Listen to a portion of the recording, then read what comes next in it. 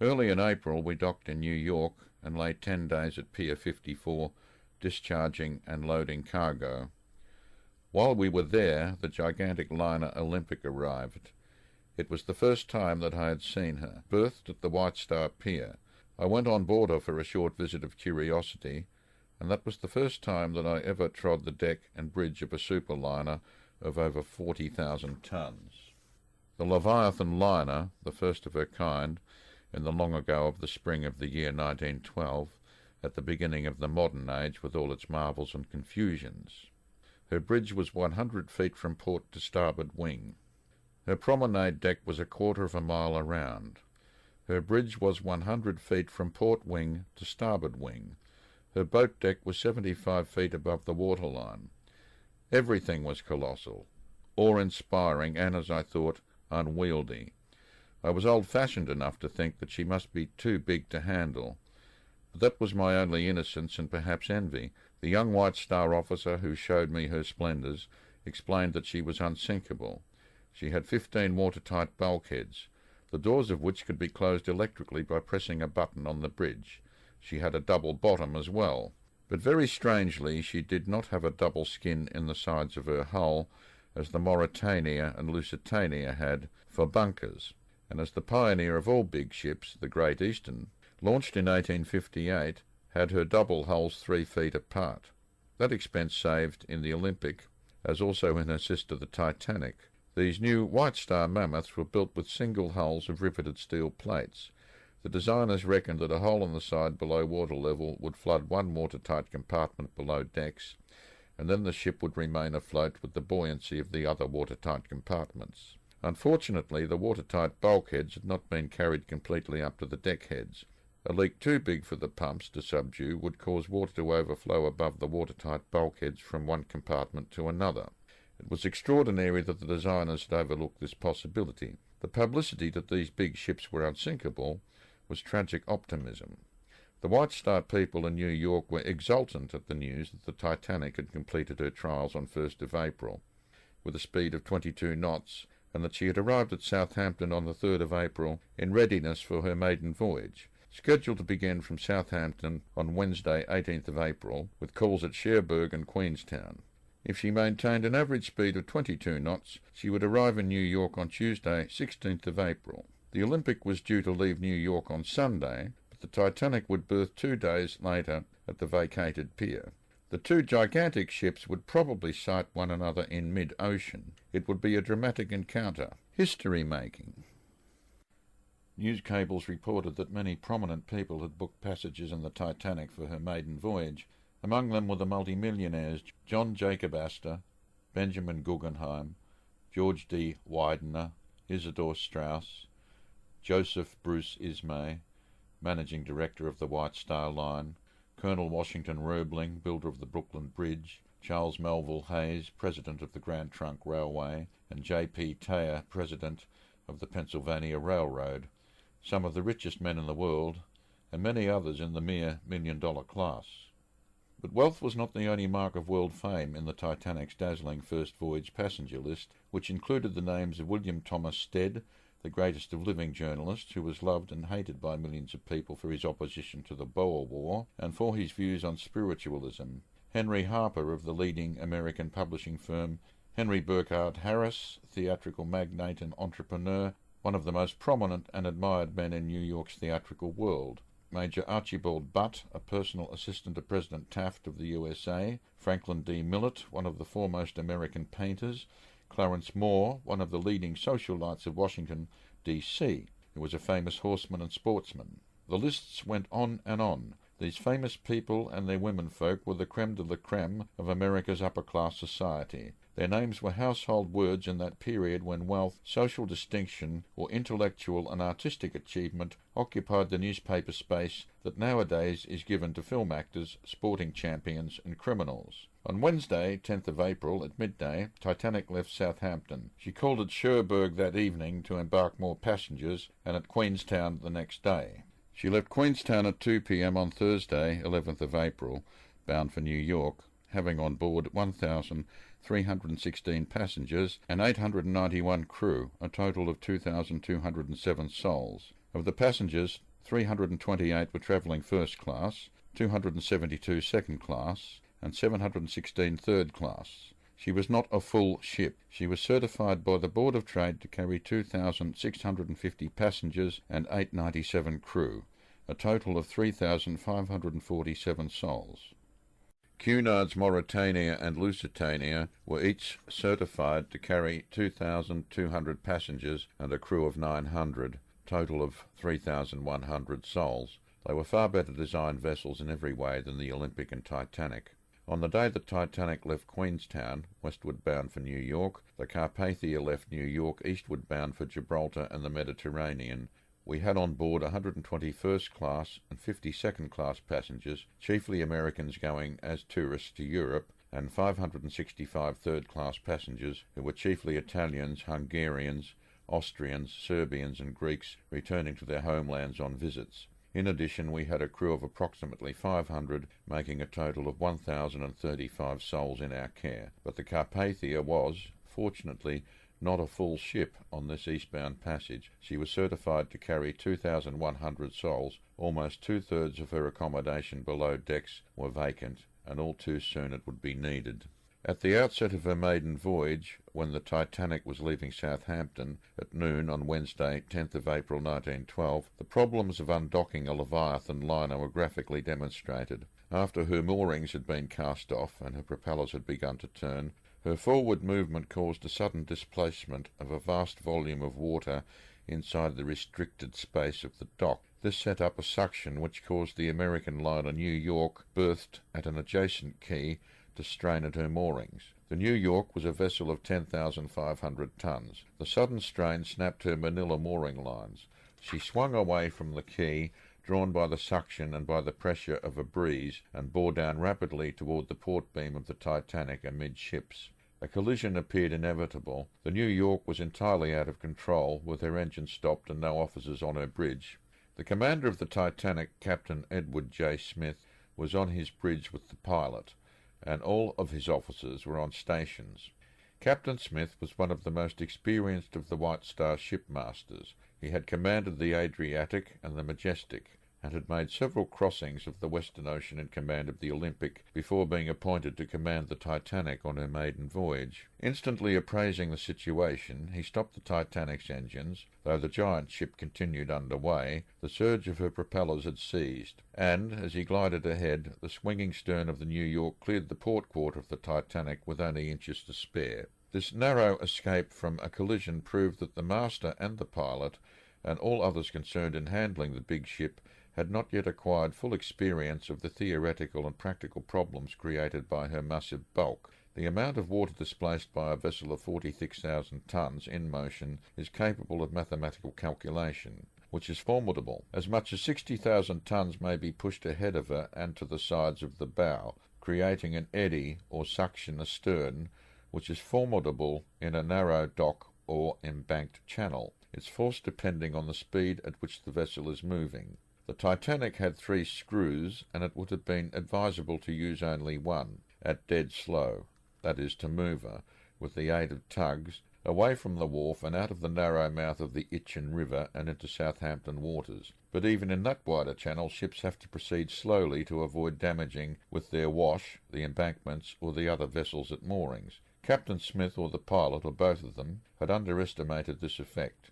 The development of Leviathan liners had created new problems of many kinds, requiring a new kind of seamanship. Technical progress had been too rapid for mental adjustments to be made fully. This is typical of progress in all fields of human effort. Mistakes are made by pioneers for the benefit of those who come after. The Titanic was a hoodoo ship from the beginning, but only because she was a forerunner of the gigantic superliners. Not one, but many errors brought her to disaster. But from each of those errors the necessary lessons would be learnt to make her successors safe. Typical of the way in which mental adjustments lag behind technical progress were the regulations of the Board of Trade for lifeboats. The Titanic was certified to carry a total of 3,547 persons, passengers and crew, yet the regulations for lifeboat accommodation were based on an old rule that was hopelessly out of date. This rule, made in 1894, stipulated that vessels over 10,000 tons must carry 16 lifeboats with a total capacity of 5,500 cubic feet, plus rafts or floats with 75% of the capacity of the lifeboats, that is, an additional 4,125 cubic feet. As lifeboat accommodation is based on the calculation that one person requires 10 cubic feet, the Titanic was therefore compelled by law to provide lifeboat and raft floatage for only 962 persons, while at the same time she was certified by the Board of Trade to carry 3,547 persons. Apparently no one in authority had noticed this discrepancy. The Titanic had 16 wooden planked lifeboats and 4 Engelhardt patent collapsible boats or rafts. The total cubic capacity of this floatage was sufficient for 1,178 persons, scarcely more than half of the 2,207 persons carried in the liner on her maiden voyage. This was in excess of the Board of Trade requirements, but no one thought that lifeboats would be needed in an unsinkable ship. No provision was made for boat drill or for lifeboat training of the crew. The regulations merely classified this huge vessel of 46,000 tons as over 10,000 tons, and the tragic incompetence of that definition was not apparent until too late. The near mishap in the dock at the outset of the voyage was considered by some of the ship's people to be an ill omen. This may have been superstition, or it may have been seaman-like judgment which took the form of a whisper that she was unlucky. The rumour had started several days before the Titanic left Southampton. Newspapers for months had been printing articles extolling her wonderful qualities, but on the morning when she was due to leave Southampton, 22 men who had signed on in her crew were missing. At the last moment, 13 others were signed on as substitutes. All members of the crew were British, and most of them had their homes in Southampton. When she reached Queenstown, one man deserted. If he was affected by the forecastle rumour that she was an unlucky ship, or if he had some premonition of his own, perhaps he was fey. Leaving Queenstown at 2 p.m. on Thursday 11th of April, the Titanic steamed along the Irish coast in fine weather, and had Fastnet Rock abeam at 5 p.m. From there she steamed on to the Great Circle course southwesterly for 1,634 miles to the vicinity of the corner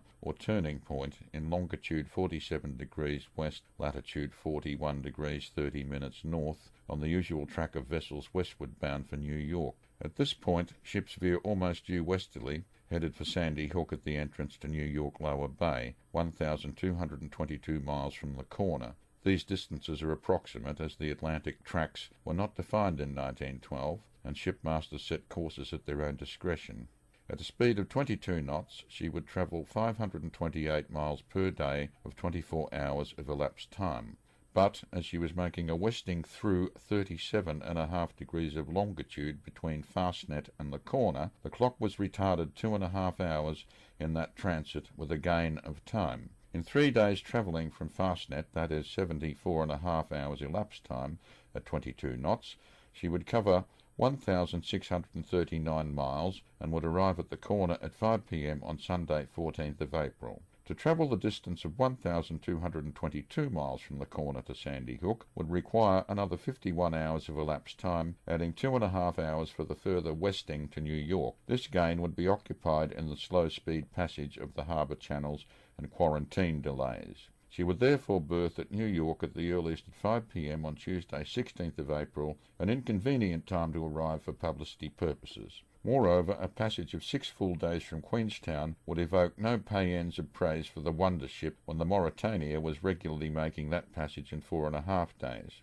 Any reduction of the Titanic's speed below 22 knots on the passage between the corner and Sandy Hook, hours of darkness or daylight, would have meant either a night arrival in New York on Tuesday or even a morning arrival on Wednesday.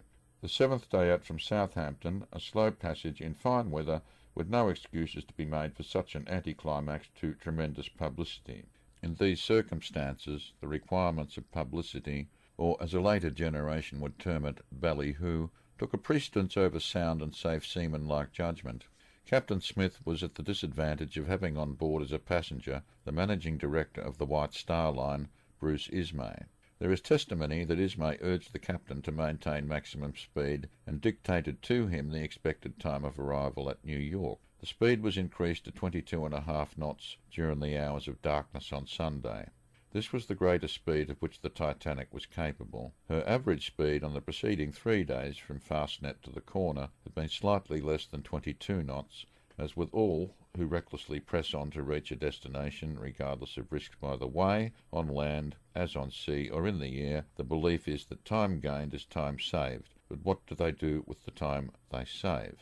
At sea, the shipmaster must be in sole command. He has the duty as well as the right to ignore any orders from the owner in matters concerning navigation. If Captain Smith deferred to Ismay, that was one of the factors, but not the only one, in the Titanic tragedy. On Sunday morning, when the Titanic had not yet reached the corner, the Carpathia was plugging along at 14 knots, eastward bound on the Great Circle course from Sandy Hook to Gibraltar. I was on the bridge in the 8 a.m. to 12 noon watch. On this third day out, covering 336 miles in the day of 24 hours, we were approximately 1,000 miles to the eastward of New York, but were losing time. That is, the ship's clock was being advanced 1 hour for each 15 degrees of longitude in our easting, roughly 675 miles in that latitude. Our course was easterly, a little to the north of the 40th parallel of north latitude. At 9 a.m. our wireless operator, Harold Cottam, handed up to the bridge a message he had picked up from the Cunarder Caronia, which was westward bound from Liverpool to New York. She reported sighting ice in latitude 42 degrees north, extending from Long, 49 degrees west to 51 degrees west. This was nothing for us to worry about, as we were to be southward of it, but I informed the captain, who remarked, "It seemed to be a big field. Keep a sharp lookout. Carry on." The Caronia's message was picked up also by the Titanic. It was the first of several ice warnings that she received during the day. We had only one wireless operator in the Carpathia. He had a shack on deck abaft of the bridge. His apparatus had a range of 150 miles. He could communicate with vessels beyond our visual range, but vessels that we could not see were of little interest and certainly no danger to us. From eye level on the bridge, 50 feet above water level, we had a view to the horizon 8 miles away, and that was more than enough sea room in which to avoid collisions with any other vessels or with icebergs.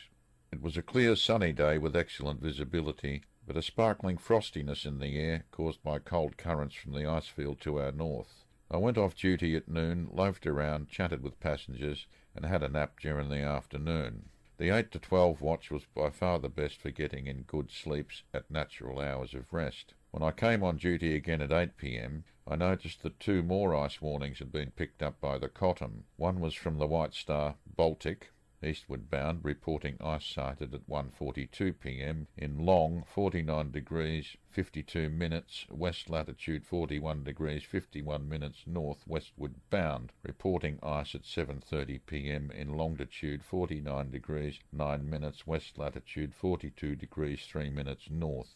Cottam mentioned also that the Titanic was now strongly within his radio range. She was sending a large number of commercial Marconigrams to Cape Race in Newfoundland for transmission by cable there to New York or to Europe. Busy traffic, he commented. Stock exchange quotations and that sort of thing for the multi-millionaires. The ice field defined by the messages sent out by the Caronia, the Baltic and the Californian was directly in the Titanic's track. She had received all of these warnings. As the Carpathia carried only one wireless operator, his instrument was left unattended while he took his meals, rest and recreation. He sent and received messages only in Morse, with earphones clamped over his head. Being an enthusiast, he was to be seen crouched over his apparatus, sending or receiving messages for many hours throughout the day, from 7 a.m. until 11 p.m. or even midnight. Ships equipped with wireless usually carried only one operator. It had not occurred to ship owners that 3 operators are required to stand watches in rotation for an efficient 24-hour service per day. The main duty of the operators was to send and receive commercial Marconigrams for passengers to and from shore stations, which relayed them as telegrams. Ships' messages were also transmitted as Marconigrams. These included messages between ships, such as ice warnings, or between ships and the shore, with expected times of arrivals or owners' instructions and such like. When Marconigram business was slack, the operators in ships gossiped unofficially with one another, often in a joking and sometimes profane and insulting manner. The operators nearly always knew what ships were within range, and exchanged at least identification signals and brief messages of greeting. There was no systematic organisation of the use of wavelengths. The operators manipulated their crystal detectors until they heard signals and then joined in, listening for anything of interest, or sometimes chipping in with a comment of their own identification. Frequently an operator transmitting Marconigrams would signal to another in the neighbourhood QRL, meaning keep quiet, I'm busy, or GTH, get to hell. Nearing the shore on both sides of the Atlantic, conditions in the ether were made chaotic by the activities of hundreds of amateurs known as tin can operators who cut in on ships' messages with their own comments, sometimes frivolous or sarcastic. These pests faded 150 miles from shore, but even in mid-ocean there were usually half a dozen or more ships within range of one another at any time, and many of the operators, having met on shore or in training schools, were personally acquainted. They were a fraternity of pioneers considered to be cranks, and had the curious habit of addressing one another as O.M., old man. A common signal exchanged between them was GTHOMQRL, get to hell, old man, shut up, I'm busy, or ASOM, wait a minute, old man. Acknowledgement of identification was often TUOMGN, thank you, old man, good night. At 9:40 p.m. Cottam handed up to the bridge a message he had just received from a westward-bound steamer, SS Mazaba, reporting an extensive ice field sighted from long 49 degrees west to 50 degrees 30 minutes west between latitude 41 degrees 25 minutes north and latitude 42 degrees north. This was only a confirmation of the warnings we had received earlier in the day from the Caronia, the Baltic, and the Californian. On our course we had not sighted any ice. We were 30 miles to the southward of this field, which, according to the various warnings received during the day, appeared to be slowly drifting southwards from latitude 40 degrees north, and now had its southern limit in latitude 41 degrees 25 minutes. Captain Rostron came onto the bridge, and I told him of the latest ice warnings. He called the wireless operator and asked him what ships were within his range. "The Titanic, sir," said Cottam, "coming in very strong. She seems to be only 30 or 40 miles away, but maybe more, as she has a powerful transmitter. She's sending Marconigrams to Cape Race. Then there's the Californian. She stopped her engines for the night because she's surrounded by ice." "It must be thick then," commented the captain quickly. "I suppose that the Titanic will have to slow down or steer a more southerly course than the usual track. She'll be late in New York. Any other ships near? It's hard luck on her maiden voyage." Cottam told him that he had identified 4 others within his 150-mile range radius of our position: the Norddeutsche Lloyd SS Frankfurt, the Canadian Pacific SS Mount Temple, the Allen liner SS Virginian, and a Russian cargo steamer SS Burma. These were in addition to the Mazaba and the White Star Baltic and the Cunarder Caronia, identified earlier in the day.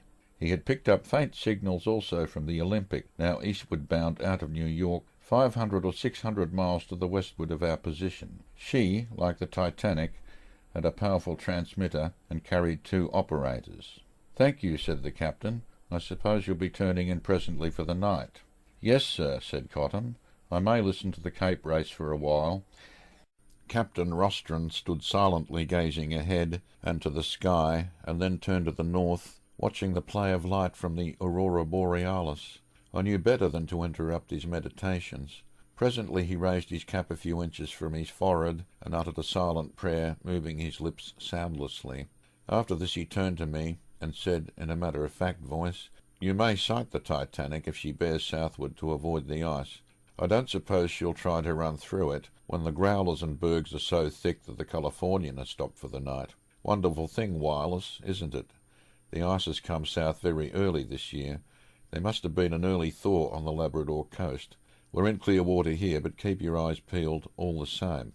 "We'll soon be into warmer weather," I remarked. "Who knows what's ahead?" he said quietly, then added, "I'm sorry for Smith of the Titanic. After all the newspaper boasting, she's proved a slow coach on her maiden voyage, and now this icefield will make him lose more time if he steers to the southward around it, as I suppose he will. She must be a wonderful ship, but all their newspaper bragging seems a kind of blasphemy, claiming that she's unsinkable and all that kind of thing."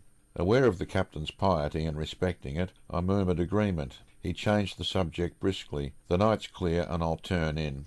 Going into the chart room, he wrote out his night orders, handed them to me, and in his usual crisp manner said, "Good night," and went to his cabin below the bridge. The quartermaster at the wheel struck 4 bells at 10 p.m, repeated by the lookout man in the crow's nest on his bigger bell with the cry, "All's well," and lights burning brightly. The promenade decks of the Carpathia were deserted on this chilly night, and the ship gradually became silent as the passengers turned into their bunks, free of care. At 6 bells, 11 p.m, all was quiet, except for the throbbing of the engines, and most of the lights on deck and in the passenger compartments and saloons had been put out. There was a light in the wireless shack. Cottam was listening to the stream of Marconigrams sent out by operator Jack Phillips of the Titanic. He heard operator Cyril Evans of the Californian trying to cut in with an ice warning, where, at that time, 11 p.m, the Titanic was not more than 20 miles from the Californian. The mammoth ship was driving on at her utmost speed of 22.5 knots, trying to make up time, and headed towards the ice field. Cottam smiled as he heard the curt reply from Phillips to Evans, "Shut up, old man, I'm busy." After that, Evans closed down for the night and went to bed. Cottam also hung up his earphones and got ready to retire. He had every right to do so, as Evans had. The Titanic's big business Marconigrams to Cape Race were not worth listening to. At 11:40 p.m, the Titanic struck an iceberg 10 miles southwards from where the Californian lay at a standstill, and approximately 50 miles northwest by north of the Carpathia's position at the time. The collision had been a glancing blow on the starboard bow, and the big liner proceeded half a mile or more before she was stopped for investigation of the damage. The wireless distress call was not sent out immediately. I had heard nothing new from Cottam at 12 midnight, when I was relieved on the bridge by First Officer Dean. I handed over the Carpathia's course and details to him, and went to my cabin below the bridge. Captain Rostron's cabin was in darkness. He had gone to bed 2 hours previously. There was a light in the wireless shack. I saw Cottam unlacing his boots, getting ready to turn in. He had taken the headphones off his ears. I undressed and got into bed, not feeling very sleepy. I picked up a book and began reading. At 12:15 a.m, the Titanic sent out her first distress call, CQD, CQD, CQD, 6 times. MGY, Titanic's call sign, have struck an iceberg. We are badly damaged. Latitude 41.46 north, longitude 50.14 west. Cottam was not listening at that moment. 10 minutes later, at 12:25, he idly picked up the headphones. At that time nothing was being transmitted. Instead of switching off and going to bed, he decided to call up Phillips of the Titanic. On getting the curt response from Phillips, "K, go ahead," he began affably tapping out, "GMOM, good morning, old man. Do you know that there are dispatches for you at Cape Cod?" To his utter amazement, Phillips broke in, "CQD, CQD, SOS, SOS, CQD, SOS. Come at once. We have struck a berg. CQDOM, position 4146 north, 5014 west, CQD, SOS." This was the first time in history that the internationally agreed SOS signal of distress was sent out from a liner at sea. Cottam, half-dressed, sprang up to the bridge, told Dean of the message, and then woke the captain. By this time it was 12:30, and I was dozing off to sleep. Suddenly I heard the captain's voice, singing out orders up to the bridge. "Stop her. Send for the chief engineer. Send for the chief officer.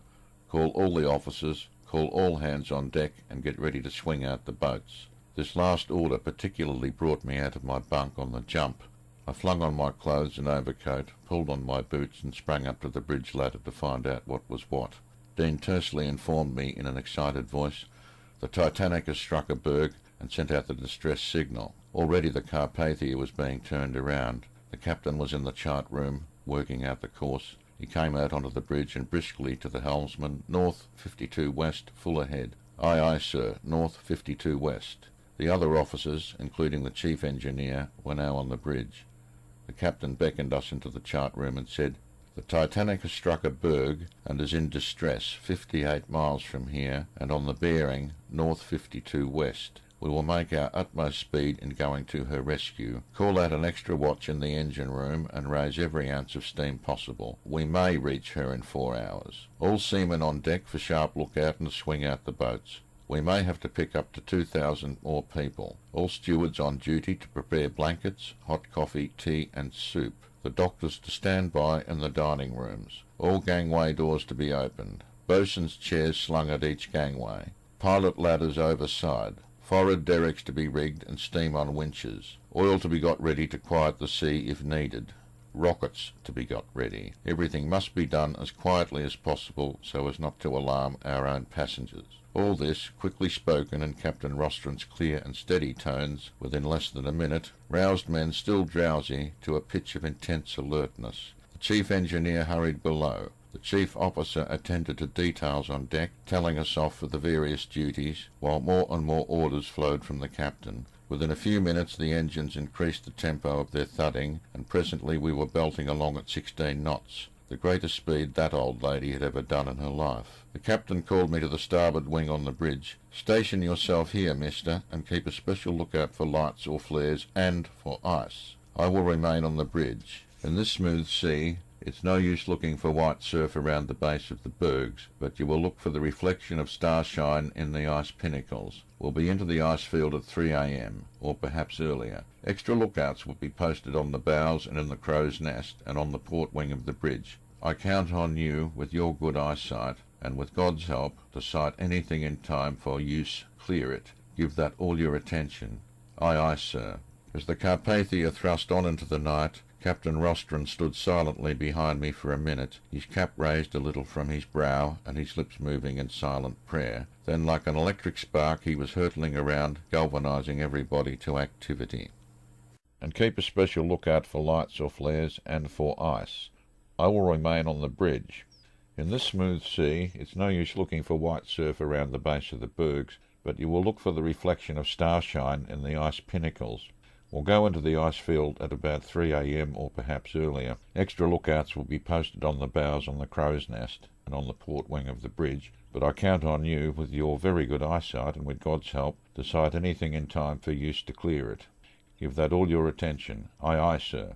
As the Carpathia thrust into the night, Captain Rostron stood silently beside me for a minute, his cap raised a little from his brow and his lips moving in a silent prayer. Then, like an electric spark, he was hurtling around, galvanizing everybody to activity.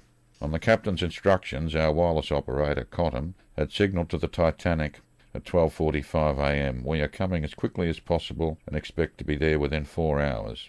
This was acknowledged by Phillips. TUOM. Thank you, old man. After that, Cottam did not send any more signals. He refrained from doing anything which would interfere with the transmission from the Titanic. He heard her signals answered by other ships, the Frankfurt, the Mount Temple, and at 1:25 a.m. from a great distance, 400 to 500 miles to the westward, by the Olympic. But there was no signal from the Californian, which lay only 10 miles from the Titanic's position. Her wireless operator had shut down for the night and gone to bed before the first distress signal was sent out. The land station at Cape Race had heard the distress signal and was relaying it to ships at sea and to other stations on land. It was from this source that the news first reached New York, picked up by amateur wireless operators. At 1:25 a.m. Cottam heard the Titanic signalling to the Olympic. "We are putting the women off in the boats." At 1:45 the Titanic called up the Carpathia. "Come as quickly as possible. Engine room filling up to the boilers. TUOMGN." When these two messages were handed to Captain Rostron, he envisaged for the first time the possibility that the Titanic might actually be foundering. Until then he had assumed that she was seriously damaged, otherwise she would not have sent out a distress signal, but he expected that she would remain afloat and that possibly the whole of her passengers, crew and mails would have to be transferred to the Carpathia or to other steamers which might hasten to the rescue. It seemed incredible that the great unsinkable ship could actually sink. At 1:45 a.m. her wireless signals became faint. This indicated that the electric power plant had failed and that the reserve batteries were being used. At 2:05 a.m. her wireless signals ceased entirely. At this time the Carpathia had run 24 miles at the force speed of 16 knots. We were 34 miles from the Titanic's position. At 2:40, when we had 25 miles to go, we sighted a green light on the horizon ahead. For a moment this was disconcerting. It looked like the starboard navigation light of a steamer, perhaps of the Titanic herself, unaccountably nearer than we had thought, but then the light vanished and we knew that it had been a pyrotechnic rocket flaring at 500 feet above sea level to appear to us to be on the horizon from our distance of 25 miles away. Though the night was cloudless and the stars were shining, the peculiar atmospheric conditions of visibility intensified as we approached the ice field, with the greenish beams of the aurora borealis shimmering and confusing the horizon ahead of us to the northwards. My face was smarting in the frosty air as I stood on the wing of the bridge, keeping a lookout for bergs. When the green flare was sighted ahead, Captain Rostron ordered a rocket to be fired in reply, followed by the Cunard identification rockets of coloured balls of fireworks, Roman candles, and these were repeated every 15 minutes to let the Titanic people know our position. The sudden bursts of light from our rockets added to the difficulties of lookout, but they were an imperative procedure in the circumstances. At 2:45 I sighted the glimmer of a star beam in an iceberg 3/4 of a mile ahead of us on the port bow. I immediately reported it by singing out to the captain, who was standing by the helmsman. He reacted promptly in a seaman-like manner, altering course to starboard and reducing to half speed. Then he strode out to the port wing of the bridge to make his own observations, and, when he had sighted the berg and saw that we had avoided it with ample clearance, and that no other obstruction was in sight, he brought his ship back to the former course and moved the engine telegraph handle again to full speed ahead. I may remark now, in the retrospect of the years, that in this incident and what followed it, my own feelings and senses were concentrated to a rare pitch of intensity. I dare say that every man on the bridge and on lookout in the Carpathia felt likewise that his nerves were as taut as violin strings attuned by the hand of a master player. Arthur Rostron, responsible for the safety of 1,035 souls in his own ship, but knowing that more than 2,000 people were in peril 20 miles away, and that every minute was precious, drove the Carpathia at full speed, in darkness, into the ice field in which the Titanic had met with disaster. In taking this calculated risk, he relied on seamanship and sharp lookout, which apparently had been neglected in Titanic. He knew, as every shipmaster of experience gained in the North Atlantic and to the south of Cape Horn knew, that icebergs are visible by starlight half a mile ahead in clear weather. That allows sufficient sea room in which to avoid them. In the Carpathia we had a dozen pairs of eyes on the lookout for bergs. It happened that I sighted the first one we met with, because I had been specially told off for that purpose, and I had keen eyesight, and I knew what to look for, and I was keyed up to an abnormal alertness. But if I had not sighted it, the men in the crow's nest or in the bows or on the other wing of the bridge would assuredly have done so in time to sing out a warning to the men in the wheelhouse who were standing on the alert for that very warning. The fact that the Titanic had struck a berg in calm weather on a clear night meant one of three things: insufficient lookout, responses too slow from her bridge, or the big vessel at her full speed had not quickly enough answered her helm to avoid a collision. Despite her extensive electrical installations, the Titanic either did not have a searchlight or did not use it. We in the Carpathia did not have a searchlight, but as our track was to the southward of the ice limits, we did not need one. In fact, very few merchant ships use searchlights, except in the passage of the Suez Canal. The disaster of the Titanic was due to a combination of exceptional circumstances, and not to any one factor for which any individual could be blamed. The calm sea and the absence of wind to whip up a surf around the base of the berg made sighting unusually difficult. The ice had come further south than usual at that time of the year. Finally, the berg was not isolated, but was part of an extensive field, which greatly increased the mathematical chances of collision. Yet these were only some of the many exceptional elements that combined to produce the Titanic disaster. Within a few minutes we sighted another berg. We steered around it as before, and then sighted another, and another. But the hand of God was on the helm of the Carpathia during the half-hour when, in 8 more miles of forced speed, we zigzagged among the bergs, clearing them with sufficient room as we sighted them one after the other. At 3:15 we were within 12 miles of Titanic's wildest position. At intervals we sighted green flares, and our course was steered now on bearings from these, but we could not sight the big liner's masthead lights or any other lights of her superstructure or hull. At 3:30 there were numerous bergs surrounding us, and small growlers of ice grinding along our hull plates.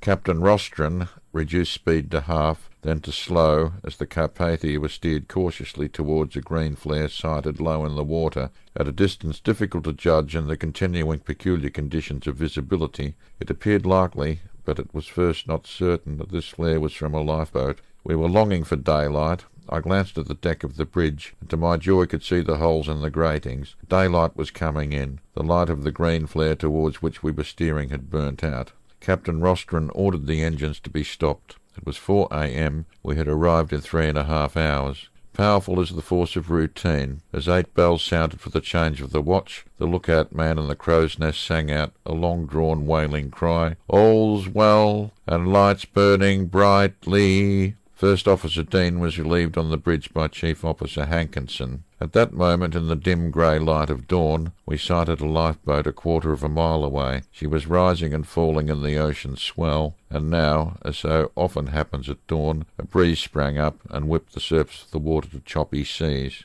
The boat was labouring towards us. In her stern sheets stood a man wearing officer's cap and uniform, steering with the tiller. Only 4 other men were in the boat, each of them with an oar, but rowing feebly as though they were inexperienced and also utterly exhausted. Huddled on the boat were 25 women and 10 children. With the breeze that had sprung up, the boat was on our windward side, and drifting toward us, it was not practicable to manoeuvre the Carpathia to windward of the boat so that she could make fast on our lee side in the smoother water there, as correct seamanship required. A large iceberg was dead ahead of us, which would have made that manoeuvre difficult when time was the chief consideration. If the boat had been well manned, she could have passed under our stern to the leeward side, but as she drifted towards us, the officers sang out, "I can't handle her very well. We have women and children and only 1 seaman." Captain Rostron gave me an order. "Go overside and 2 quartermasters and board her as she comes along. Fend her off so she doesn't bump, and be careful that she doesn't capsize."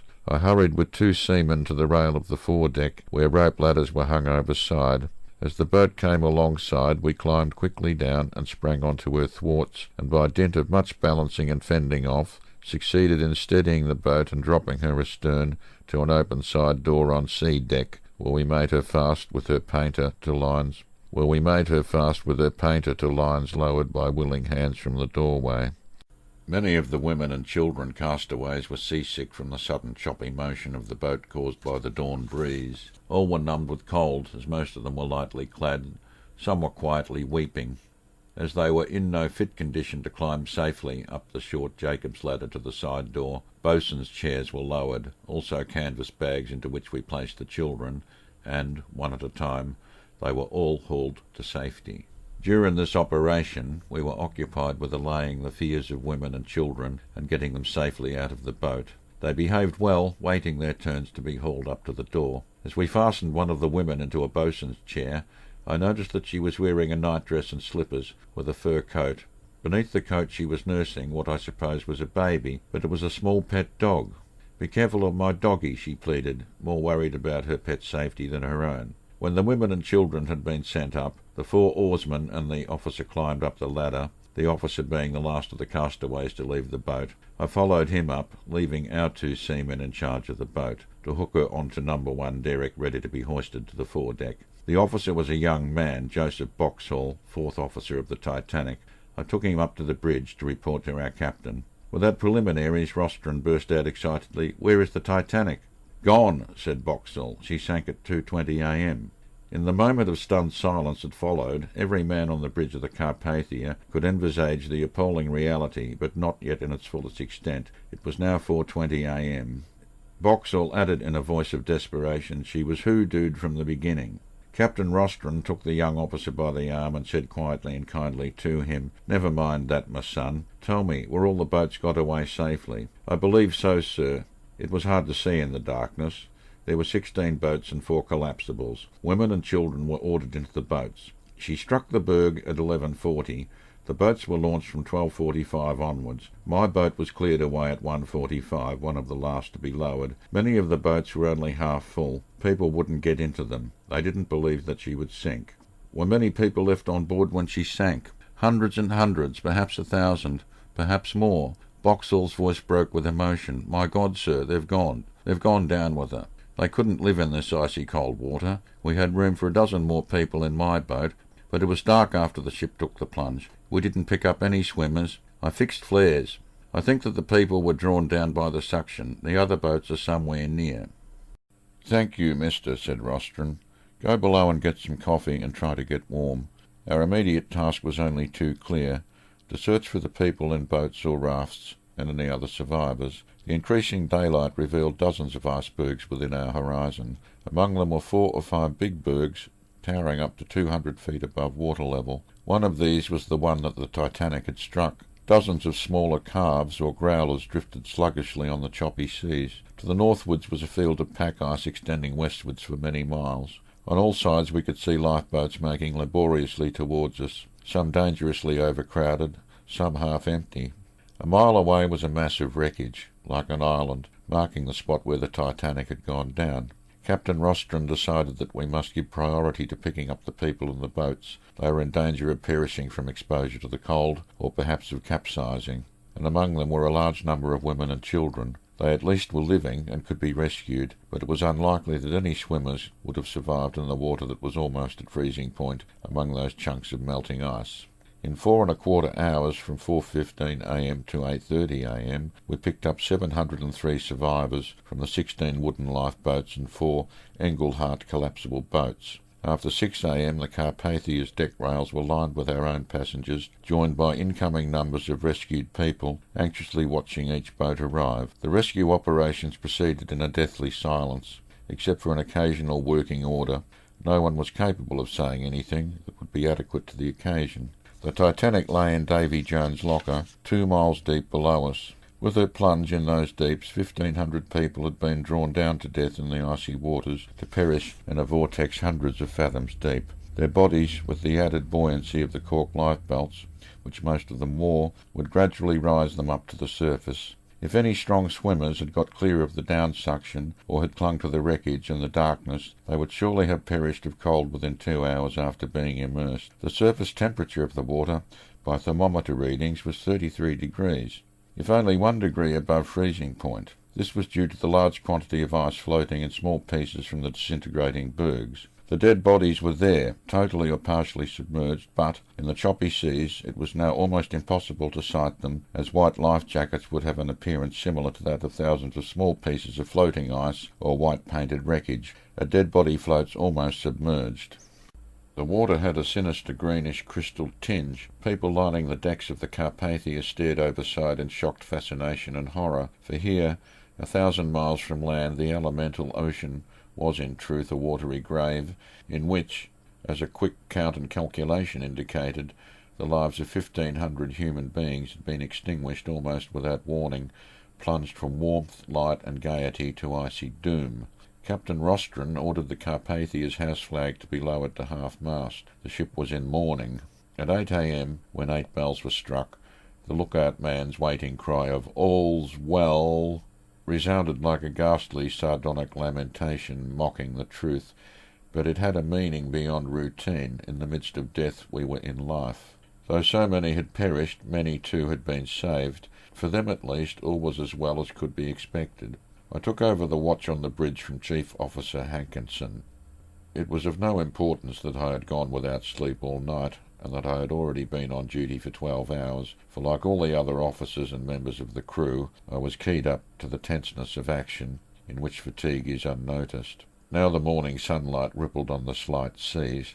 The last of the Titanic's lifeboats were labouring towards the Carpathia. She was crowded with 75 survivors, and her gunwales were within 3 inches of the water, but a good seaman was at her tiller. He was Captain Lightoller, second officer of the Titanic. He had gone down with the ship, and had been picked up by boat number 12. He had taken command of her and picked up other survivors. We manoeuvred the Carpathia to windward and drifted down to him, and he was able to make fast alongside in our lee, and all of the people in the boat were got safely on board. Besides Lightoller and Boxall, 2 other officers of the Titanic were saved. They were 3rd Officer Herbert Pittman and 5th Officer Harold Lowe. All these officers had done grand work in launching the boats and handling them. When Lightoller arrived with the last of the possible survivors, the best and worst was known. We had then received on board 493 passengers of the Titanic, comprising 315 women, 52 children and 126 men. The rule when her lifeboats were lowered had been women and children first. We had also picked up 210 of the crew, comprising 189 men and 21 women. In all, we had 703 survivors on board, and the bodies of 4 men who had died of exposure in the lifeboats.